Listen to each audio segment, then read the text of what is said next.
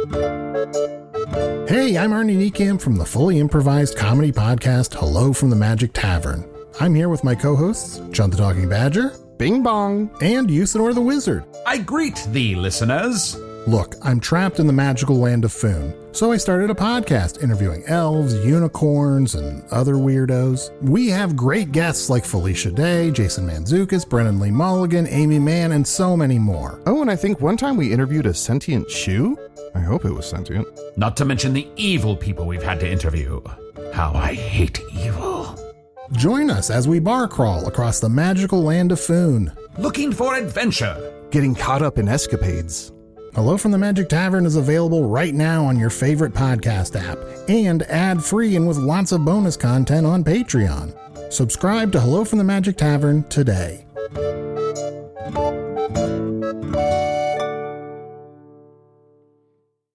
Hello, this is Eleanor, and I want to tell you about a new podcast I think you'll love.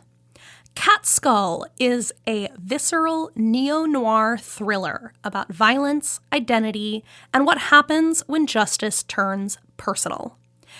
Cat Skull is set in urban Singapore and follows the story of Ram, who has always felt invisible. He's searching for meaning in a city that moves too fast to care. When Ram's best friend ends up in trouble, Ram puts on a mask and takes matters into his own hands.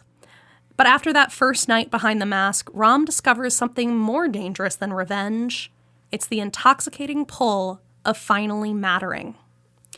Cat Skull is adapted from Miley Yang Tae's award-winning novel and produced by Audacious Productions, the award-winning team known for DC High Volume, Batman, and Temujin. So please go check out Cat Skull wherever you get your podcasts. New episodes every Friday. Okay, here we go. Folks, what are you when after a brief change in circumstances, you are separated from everyone just the way you knew you'd be one day? Got it? Okay, let's all say it at the same time then. 3, 2, 1, alone again. Naturally. Yikes. Roll credits.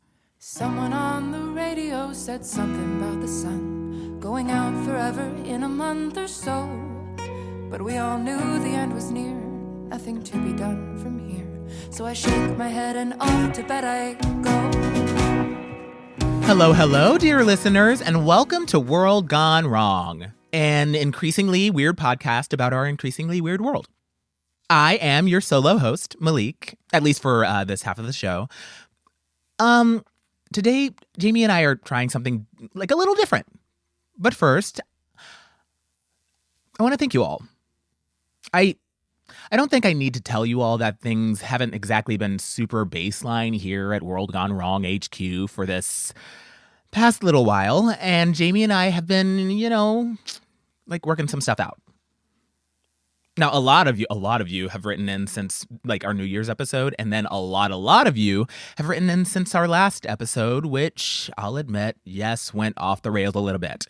And as the unofficial postmaster for World Gone Wrong, I really do appreciate all your letters. We have the greatest listeners in the world because okay, you heard us go through a bit of a tough time, and everyone who has written in has been very sweet. You haven't pried, you haven't taken sides, and you've asked one question over and over and over again. Are you and Jamie okay? Which, yeah, we're okay. We're getting to okay. We'll be okay. We are in the process of getting back to baseline. Oh, something that I perhaps should have communicated in the last episode, and maybe I would have if not for my allergy to the concept of adding little, after-the-fact annotations to our episodes. Jamie and I talked before the Truth Flower episode went up. And after I had all that, crap out of my system, when I was, back to sexy, regular, lie-enabled Malik, we talked. And we had a pretty serious discussion about whether we, wanted to just scrap that episode entirely. And neither of us really wanted to do that. Because Well, it was really good. And and fun, and it just kind of went a little weird and wonky at the end because I was in an altered state. And honestly, that was part of why we wanted to put it out. For anyone who, like me, was being a total fucking tool, it felt like a useful thing to show the world. Here's how you can hurt someone. So yeah, we wanted to put it out. And Jamie had every right to be super angry at me and to feel lots of feelings about everything, but she was also Jamie about it, which is to say empathetic and sweet and super, super hot. You're welcome, Jamie. And she repeatedly said that if I didn't want to air that dirty laundry in front of our listeners, I didn't have to. Which, well, it made me want to do it even more. But okay, we talked about our stuff, and I'm right about some things and wrong about other things, and she's right about some things and wrong about other things, but what I'm trying to say is we're still friends, okay? So don't y'all even worry about it. And beyond that, you kind of don't need to know anything more about what we talked about, okay? Okay, babies? But the fact that we released the episode should tell you we're dealing with it. Which, begs the question, if you're so okay, what's going on? Where's your co-host? Which is what I assume all of you sound like. And, well, after we talked, we decided that we needed a bit of time, which everyone kind of needs from time to time. If you are in an adult friendship and you've never needed to take some time away from one another, oh, get ready, my friend, because it will happen sooner or later. And on that day, you will know the true meaning of adulting.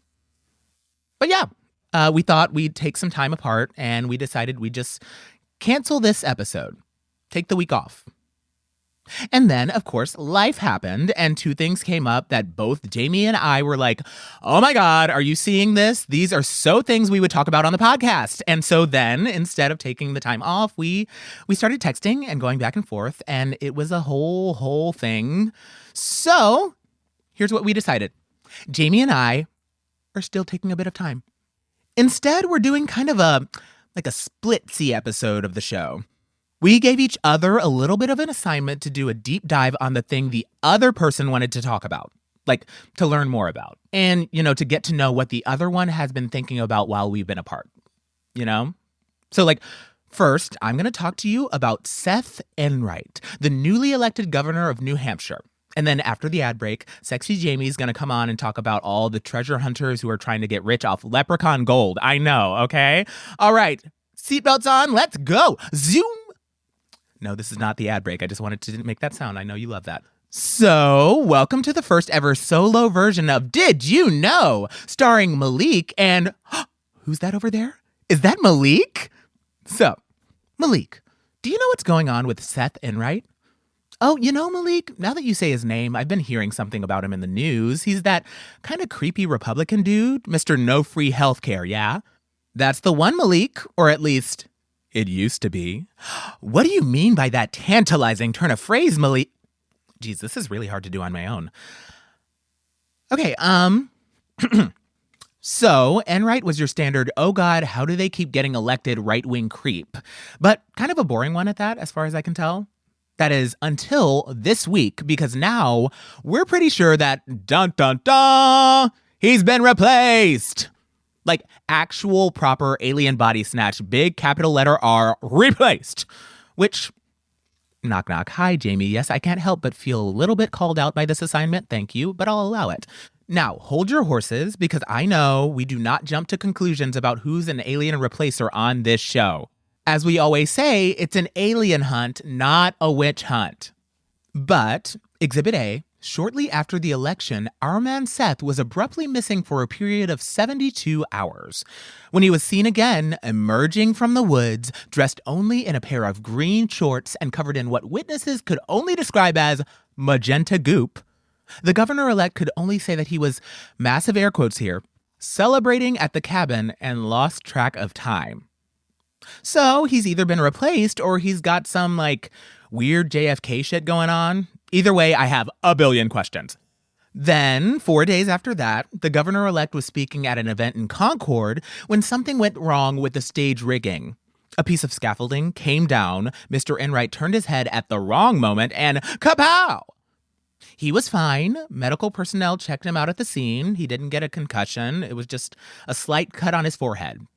But it was a cut on his forehead, which is why he wasn't able to do much to conceal the fact that he was bleeding silver blood. And at that point, I don't think we're jumping to witchy conclusions anymore. I think that's when we know that man has been replaced. Now, naturally, as soon as we were all made aware of this, both electoral and criminal proceedings began to churn, and the alien duplicate was quickly brought to... No, I'm just kidding. Of course not. Now, what actually happened was that the day after that event, Mr. Governor-elect Body Snatch presented his quote-unquote revised governing agenda. And he basically ditched the entire platform that he'd run on and instead replaced it with, comprehensive reform of local police, market solutions economic stimulus packages, sundowning some outdated welfare programs and moving that money to healthcare access. That is how we really know that that's not the same guy. Electric vehicle incentives, added funding for both Christian youth programs and diversity initiatives at public schools. Y'all, it's a lot. You know, it sort of sounds like he's doing that thing that Schwarzenegger did where he got elected and like kind of swung towards the other side once he was in office, except it's not so much towards the left and more towards just really basic common sense solutions. Said Arlene Walker, newly elected Republican senator for New Hampshire.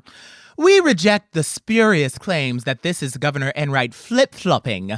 She's not British. The Democrats will try anything to distract us from what really matters. The invasion of our country by illegal aliens. Which, oh my God, the irony is just, it is going to kill me. My body is going to like implode from terminal levels of irony. Now, yesterday, Mindy Kaffney, the Liberal Attorney General for the state of New Hampshire, put out a statement saying, while we understand the concern about Governor-elect Enright's recent circumstances, and I rest to clarify that we are monitoring the situation very carefully, let's maybe see where this goes, yeah? Maybe he has some good ideas. Like, man, have you read that thing? It's really good. And so, there we are. The official policy of the U.S. government as alien duplicates begin to take over parts of the country is, well, let's not be too hasty. They might be really good at this whole being in charge of everything stuff. Which, my God, on the one hand, there is nothing more American than going, I mean, sure, they are literally taking over someone we elected and ruling in his stead, which not doing that is the whole point of this country, but they're fixing our problems, so shrug, sound of a shrug, shrugs all around, and it's just like, come on, people. Now, on the other hand, last week I went to this open mic night thing that some of the people in my cohort were going to, just, you know, go somewhere, have a few drinks, see some people slay, hear a couple of poets and artists share some of their thoughts and like the work that they were working on. It was fun. And then the MC grabs the mic and introduces the next person that's going to read something, and it's Blake. Yeah, that Blake. Or rather, Blake's replacement. And yes, Jamie, I can see the face you're making right now. No, I did not know he was going to be there. Yes, there were lots of people around us at all times. No, I was never alone with him. No, I didn't even talk to him the whole night, okay? And Blake, or again, Blake's replacement, went up to the microphone and he read this poem he'd been working on, and it was good. Like cool and creative and fun and self-aware in this very relatable way and vulnerable, and I'd say that it was all these things that the real Blake wasn't, except no, that was all in there. He always had those things in him. He just could have never really gotten them out. Not in that way. And I don't know. I think in that moment, I get it. I do. The instinct to just be like, God, you know what? Fuck it. If somebody wants to take over and do it better, just let them. Because the whole working at it thing is just, y'all, it's exhausting. You just keep at it and you come up short and you try again and you disappoint others and you disappoint yourself and you try again and you let yourself do something fun for a second and it hurts people and you just.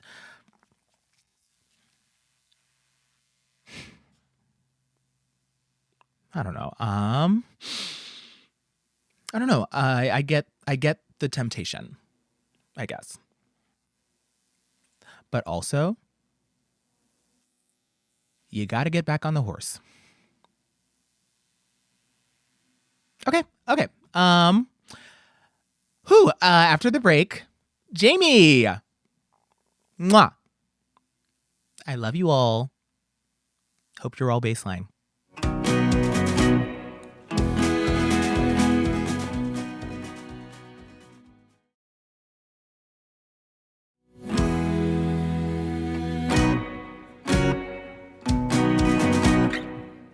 Okay, this is weird. Hi guys. So Malik said that he'd handle the level setting and explain what we're doing today. So I won't. I'm just gonna do the thing. Okay, well, this is weird to do by myself. Was Malik just like a total pro at doing this solo? I bet he just talked and he just made it seem so natural. Well, okay. So I'm here to talk about the other thing that happened in the world this week and which felt like a world gone wrong sort of thing. The thing Malik has been fixating on, which is leprechauns. Because apparently all of a sudden there are a ton of leprechaun sightings all over the world, including right here in the western half of the USA. And apparently when most people hear that there's leprechauns around, they think to themselves, that means there's a pot of gold somewhere in the area. Let's go get that pot of gold right now. And hand in hand with that, there's been a lot of reports of people getting robbed by leprechauns or caught up in various leprechaun-themed scams. So we're going to give all of you prospective treasure hunters out there some down-to-earth advice on how to not get scammed out of your worldly possessions, because it seems like there's a playbook for these sorts of things, and it's kind of intense. But first, if you enjoy World Gone Wrong, if we can bring a little bit of rainbows and gold into your life, think about maybe helping us keep making the show. You can sign up for a membership right on Apple Podcasts if you listen to us there, or over at audaciousmachinecreative.com. Please only do so if you can afford it. But if you have an extra $5 lying around the house that you've been trying to get rid of, we'd love to have it, and we'd love to keep making the show for you. Okay? Okay, so I was very excited to do this with a special guest star who this morning got called out to a big work emergency. Something about all the footage from the cameras at our local bank showing this strange, shadowy figure following everyone that enters the bank, not doing anything, just following them and shaking slightly like it's laughing. So he is trying to help them figure out if that's a tech issue or a weird, creepy occult thing issue. So that means no Jamie's dad's super awesome guest star.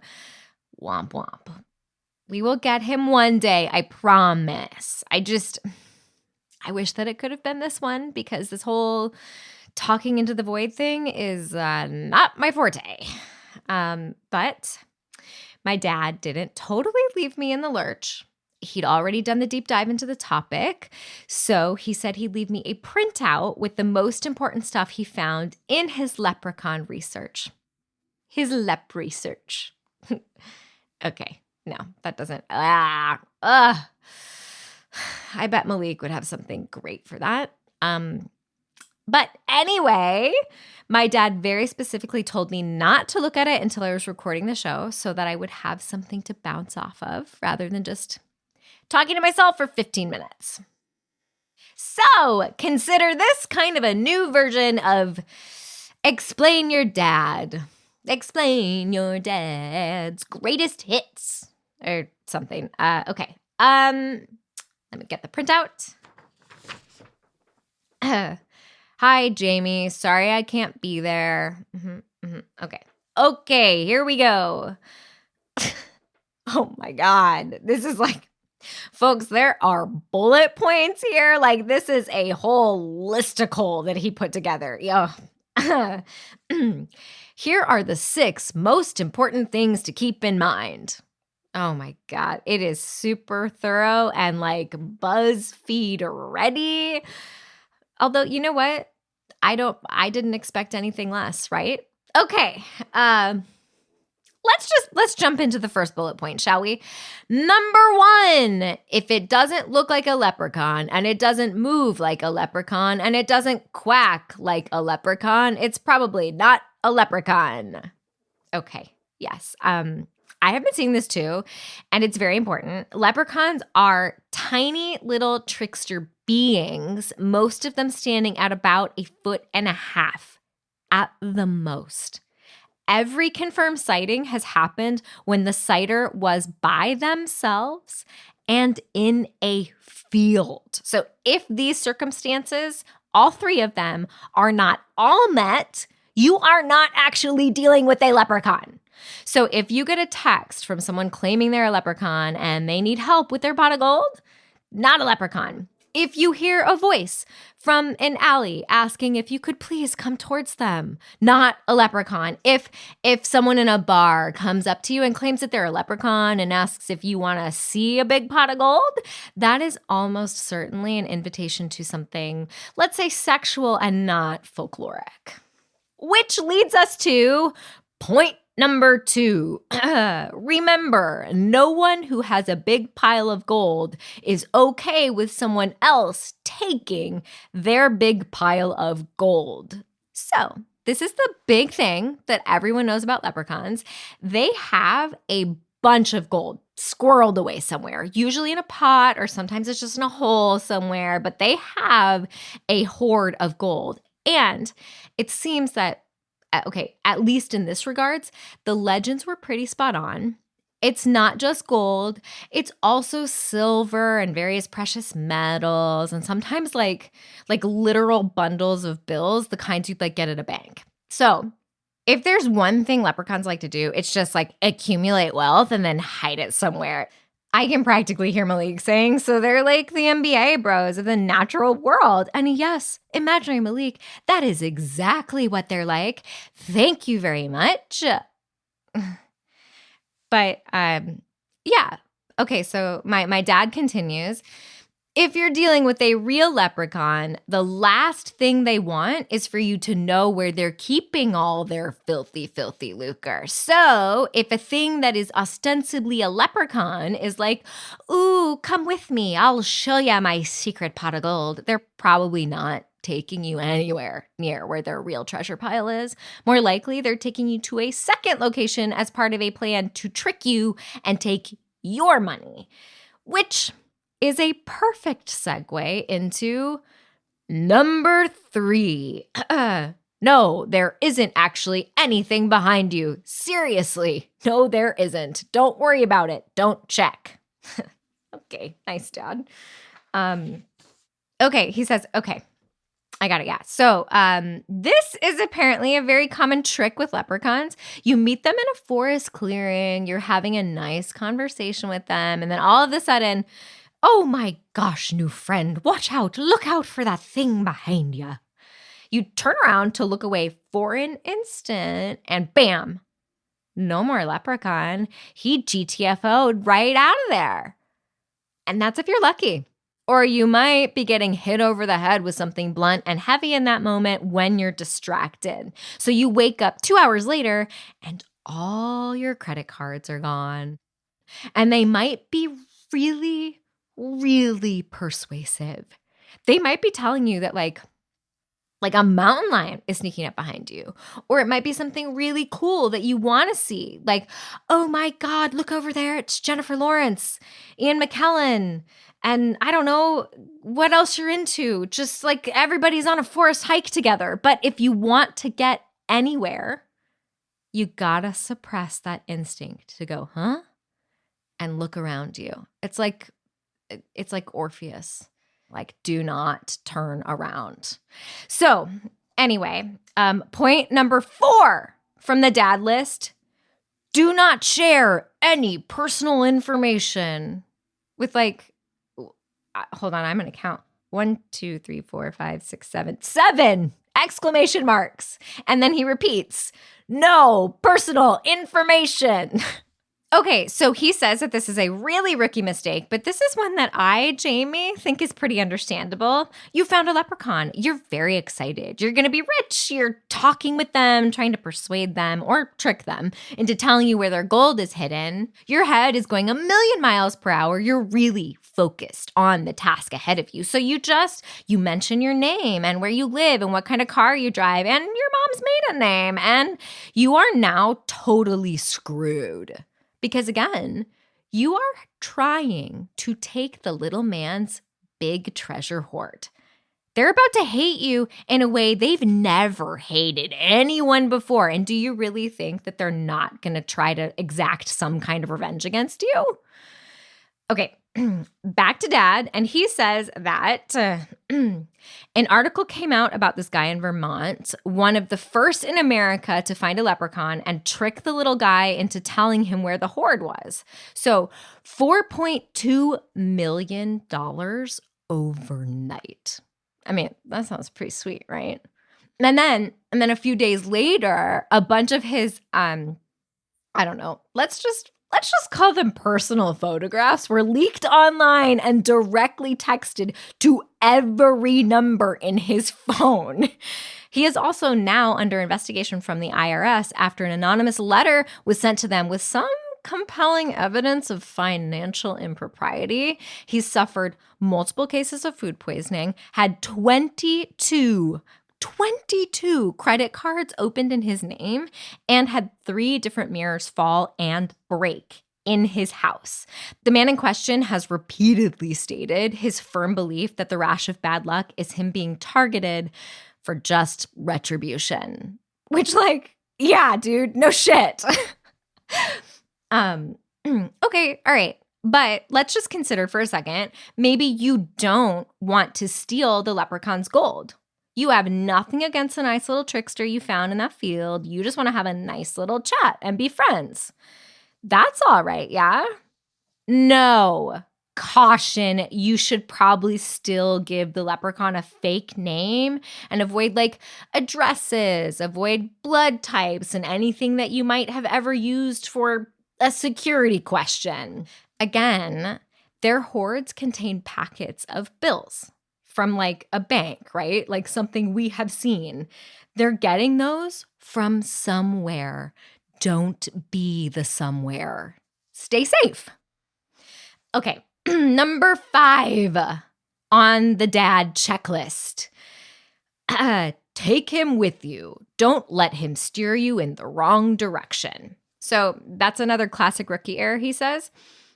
He says you find a leprechaun, cajole him into telling you where his gold is buried. He says, oh, it's over that way, 20 leagues to the east, past the big elm tree and the stone archway. And you go, terrific. Oh, thank you very much. Let the leprechaun go. And then you follow his directions. And when you get there, you're standing in quicksand. Or it's a bear's favorite spot to feed. Or you dig up a super promising patch of dirt. And when you do, you find not a pot of gold, but a dead body. Or several dead bodies. And a second later, the police arrive after a squeaky-voiced anonymous call told them where they could find the person that committed all these awful, grisly murders. So just, again, keep your guard up. You're in a battle of wits here, so act like it. If the leprechaun tells you to go somewhere, grab him and bring him with you. And then, when you start following his directions, he's like, oh, you know what? Wait, I just remembered the gold is actually somewhere else. Don't go there. You know, you've dodged a bullet. Which, Okay, this is a quick Jamie soapbox, but I read a bunch of articles about this too, and I fully get why Malik loves this. It's mostly stories of wannabe tech bros thinking that they can outsmart leprechauns and getting their asses handed to them. But a thing that almost none of the articles talk about is just is this okay? To be taking the leprechaun's gold. Even if it's all just gold that they've taken from other travelers or conned people into giving them or whatever else, it's still kind of fucked up, no? It sort of feels like all this treasure hunter business is people trying to get in before we decide that it isn't actually a cool thing to be doing. Which, yes, I hear you again, imaginary Malik. Capitalism gonna capitalism. I know. And I do appreciate your contribution, but I don't know. Like very clearly the leprechauns can take care of themselves if the long list of tales of woe on Reddit are anything to go by. I worry that maybe this year has got us all in too much of a place. I don't know if we should be finding this funny. Okay, Jamie's soapbox moment over. So let's wrap up the advice list. So finally, the last thing from Dad is, here, listen, I'm just going to read it. Number 6, like many things in this increasingly strange world of ours, encountering and dealing with a leprechaun is bound to throw up a lot of emotions in a very short time. Excitement, worry, anxiety, maybe even elation or anger or sadness. As you go through a complicated, dangerous situation, again, like so many that we have to deal with, don't hold anything that you are feeling or that you're not feeling against yourself. The human brain is a constant explosion of chemical processes. What you feel is value neutral. What ultimately matters isn't what you feel in the moment, but what you do in that moment. After all, many things can be true at the same time about the things that pop into our heads or our hearts. But what we try to do, even when we don't fully succeed at it, often shows us what we want to be true about ourselves with wonderful specificity. I love you, Jamie. Dad, damn it. And I love that you're making this show, and I love Malik. God. They say that a good friend is as precious as gold. And hearing the two of you talk, I believe it. Talk to you soon, Dad. Ugh. That was rude. Yeah. That's what he said. Jeez. Thanks, Dad. And I don't know what else I could say there, so yeah. This has been Jamie with a special report on leprechauns. So wrapping up our first ever Together While Apart in a different way episode, this is Jamie wishing you all a better tomorrow, a baseline tomorrow, and even as things keep getting stranger, a little bit of gold in your life. This is Jamie signing off. And even when it's ashes, there'll be part of me that wishes we could stay. Jamie and Malik are played by Hilary Williams and Michael Turrentine. This episode was written by Gabriel Urbina. Directed by Michael Turrentine and Hilary Williams, and edited by Nils Gardner. Our show art is by Carly Fairbanks. And our bangin' theme song is Falling in Love at the End of the World by Olivia and the Lovers. World Gone Wrong is produced and created by Nils Gardner and Eleanor Hyde. This is a production of Audacious Machine Creative.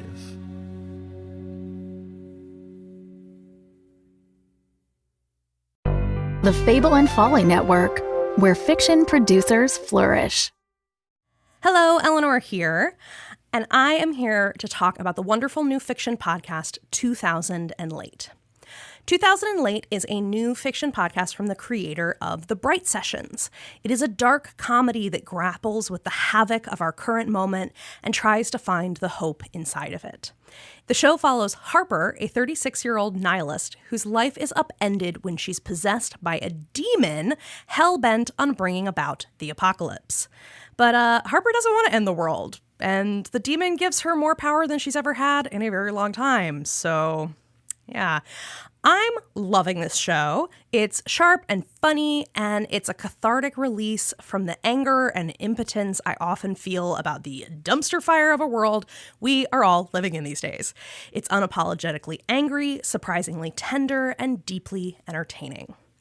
I think that 2008 is ideal for fans of Fleabag or Killing Eve, Jennifer's Body, Yellow Jackets, Venom. So, yeah, let's go create some havoc. Oh, and also, Jeffrey worked on this. Jeffrey is the sound designer, and that's also really cool. So please go check out 2000 and Late wherever you listen to podcasts.